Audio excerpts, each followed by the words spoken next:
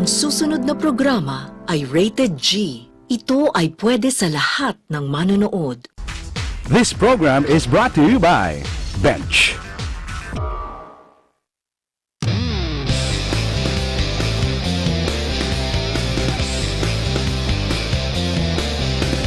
Ikaw, ako ay Pilipino, marangal sa isip at puso, matapat, masipag, magalang, at tunay na disiplinado. Isulong natin ugaling wagas,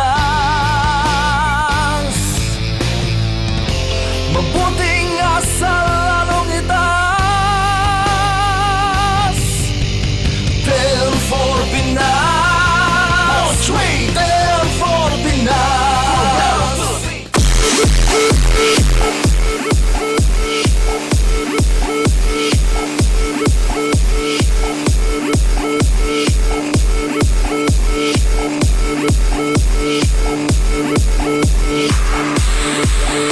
Ayan pa yung in-order ko pa galing France. Oo. Galing talaga din. Galing ka talaga, Julia. Salamat ah. Thank you. Magandang hapon po sa lahat ng ating mga kababayan, Luzon, Visayas at Mindanao na sumusubaybay ng 10-4 Pinas dito sa Net 25. Nitong nakaraang linggo ay naghatid tayo ng programang Food for the Brain. Ngayong hapon, Food for the Stomach ang ating tatalakayan. Kasama natin ang napakahusay na TV host, image model, commercial model at syempre actress ng pelikula at telebisyon, Izia Villania Arellano. Sino yan? Sino yan? Image model? Ah, chairman! Welcome back. Good afternoon. Namiss mo ako, no? Welcome back. Oh, kaya madami ngayon naka-arrange dito.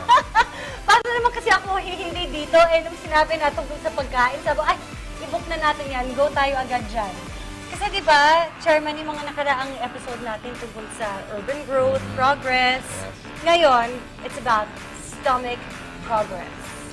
Siyempre, ang ating pagtutuunan ay ang kaligtasan ng mga pagkain. Yun.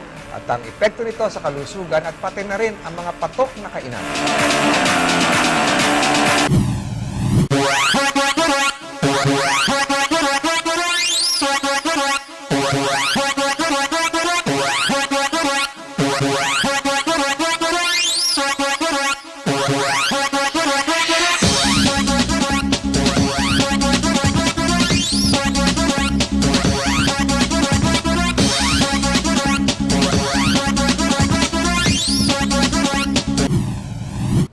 Chairman, ano ba yung favorite mong pagkain?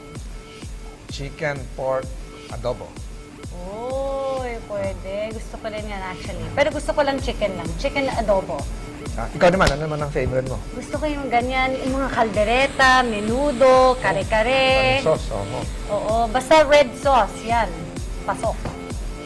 Tamang-tama yan. Sasampulan natin ang iba't ibang uri ng pagkain at mag-iikot tayo sa iba't ibang kainan sa pagbabalik ng 10-4 Pinas. Okay, let's go. Tell for Pinas.